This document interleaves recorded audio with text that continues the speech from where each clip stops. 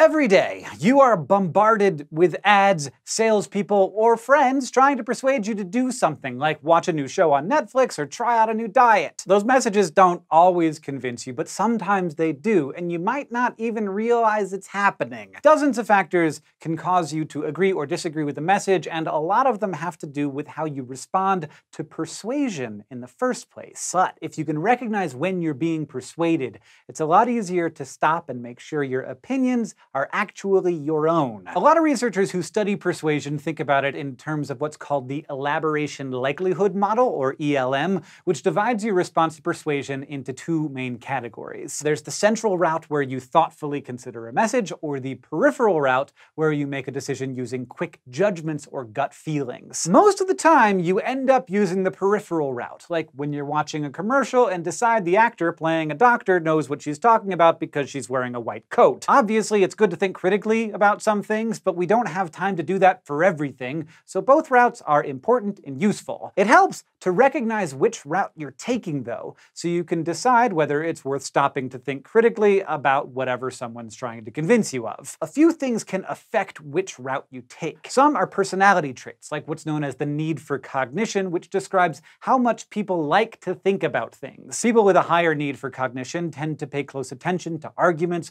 while people with a low need prefer to make decisions based on quick cues, like how credible someone seems. One experiment from 1986 showed that people with a high need are more likely to take the central route, while those with a low need tend to take the peripheral route. In the study, researchers presented a few hundred university students with strong and weak arguments for raising the school's tuition. They found that strong arguments were more persuasive than weak ones, but especially when students had a high need for cognition. You'll also be more likely to use the central route if a topic is important to you. If you're obsessed with good TV and someone says they found the best show ever, you might spend hours looking at its cinematography and writing before you decide to agree with them. But if you just want something to binge watch, you might not care about all that. If a TV-loving friend says Game of Thrones is the best thing they've ever seen, then that might be enough to convince you, especially if you hear it over and over and over again every Sunday night. I gave up. I finally watched Game of Thrones. Are you happy? The situation is also important. Even if you love the topic, you're more likely to use the peripheral route if you're distracted or don't have much time to think. Other factors are less straightforward, which is where persuasion gets complicated. For example, feeling an emotion can persuade you in a bunch of different ways depending on the situation. An emotion could be critical evidence, like if you're trying to figure out if a comedy movie is good. If you felt happy while watching it, that's a pretty good reason to decide that you liked it. Other times, your emotions can influence your opinions without you actively thinking about it.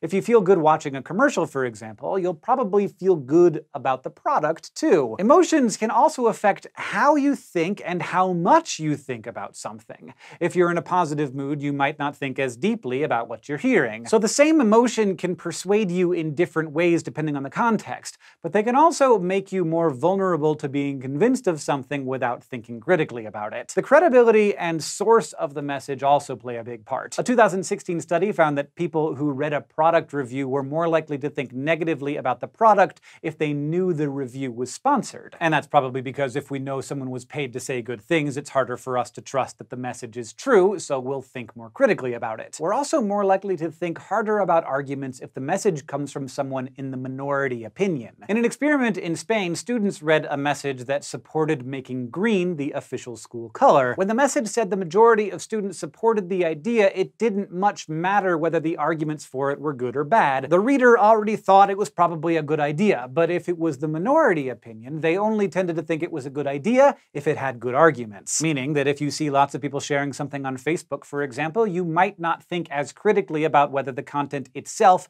is actually making a good point. But if only one friend shares that opinion, the argument starts to matter more. So there are a lot of different things that can affect whether a commercial or a person will persuade you. None of them are guaranteed to work, though, especially if you realize what's happening. Your mind is your own, and when you recognize that you're in a situation where you're more likely to be convinced of something, you can decide whether it's worth taking a little bit of time to think about it. Thanks for watching this episode of SciShow Psych. If you would like to see more videos like this about the complicated things that make our brains and minds work, you can go to youtube.com/SciShowPsych and subscribe.